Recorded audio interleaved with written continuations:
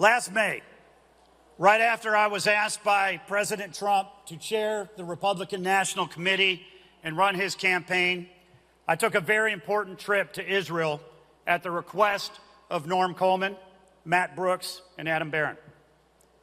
While I was there, I toured the kibbutzim and Nova Festival site, which had been attacked on October 7th.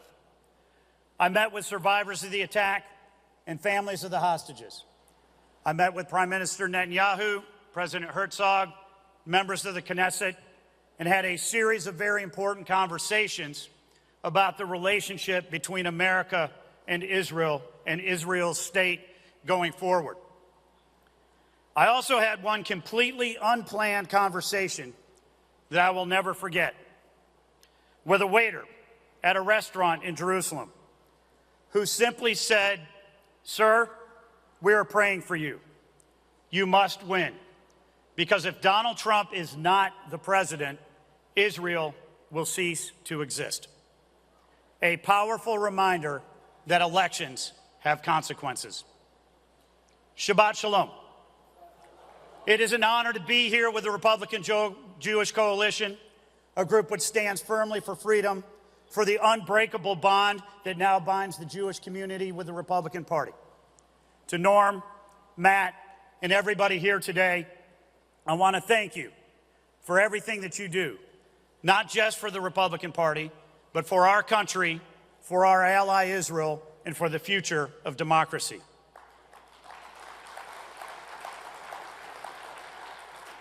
I'm very glad to say that today, almost exactly 1 year after the historic 2024 election, we are witnessing the most transformative presidential term of our lifetime. President Trump, along with the Republican House and the Republican Senate, is rebuilding our economy. He has restored our borders. He has ended the reign of the woke mob in Washington, and he has ensured that America is respected again around the world. Elections do indeed have consequences. Speaking of transformational presidents, no president in American history has done more for the Jewish people than President Donald J. Trump. When others made promises, he delivered. He recognized Jerusalem as the eternal capital of Israel and moved the U.S. Embassy there, something every president before him promised to do but never had the courage to complete. He recognized Israel's sovereignty over the Golan Heights, withdrew from the disastrous Iran nuclear deal, and stood shoulder to shoulder with Israel against terrorism and hatred. After the heroic attacks of October 7th and the catastrophic response of the Biden administration, President Trump not only stood with Israel, not only bringing our hostages home, he also ensured that Iran would never have a nuclear weapon. Under President Trump's leadership, we have experienced peace and stability in the Middle East. The Abraham Accords brought Israel and its Arab neighbors together in ways the world thought were impossible. Under his leadership, we are building on that today. And when anti-Semitism began to rise here at home, on college campuses and in our cities, President Trump acted, signing an executive order combating anti-Semitism, ensuring Jewish students can use the Civil Rights Act to hold universities accountable for their discrimination and hate. That action made history. It gave real protection to Jewish students and reminded the world that America stands firmly against anti-Semitism in all of its forms. But friends, President Trump can't do this alone. He needs strong allies in the United States Senate. Fighters who won't flinch, who won't bow to the legacy media, who won't cave to the radical left. He needs allies who will stand with our allies, stand for free speech, stand against anti-Semitism, stand with our ally Israel, and stand for America. That is why I am running for the United States Senate. As the next senator from North Carolina, I will be a strong conservative voice for the Old North State and a strong ally for President Trump. I will fight for you, your families, in your communities. And I will fight every day to make America stronger, safer, and a more prosperous country. We must win in North Carolina to hold the line and protect our Republican majority in the Senate. This will be the Senate race of this election cycle. We expect that there will be between $600 and $800 million spent in North Carolina on this straight race. Democrats know what's at stake.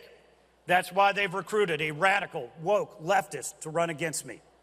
Roy Cooper is a card-carrying member of the woke mob who has stood with the far left his entire career and will join Zoran Mamdani, Jasmine Crockett, AOC, and the weak America Democrats in opposing President Trump at every turn. Chuck Schumer and his allies are ready to pour millions into North Carolina to try and buy this seat. And with only a 3-seat Republican majority, this race could very well decide control of the United States Senate. If we lose it, we will go right back to the Democrats' favorite playbook: investigations, hoaxes, and impeachments. I am proud of my role in helping to elect President Trump and the Republican majorities we have today in the House and the Senate.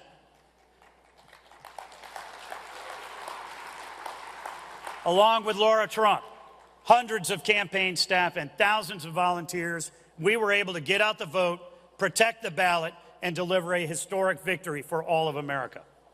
I'm also proud to have the President's complete and total endorsement in this race.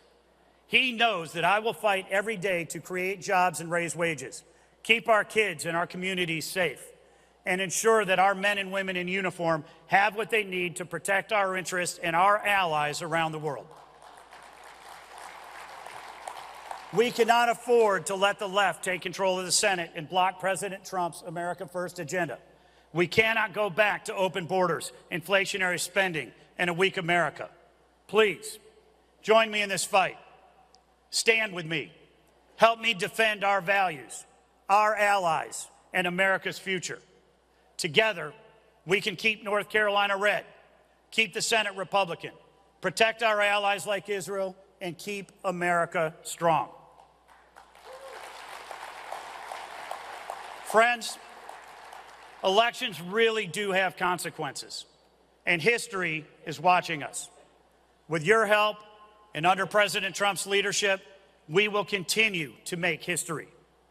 May God bless you, may God bless Israel, and may God bless the United States of America. Thank you.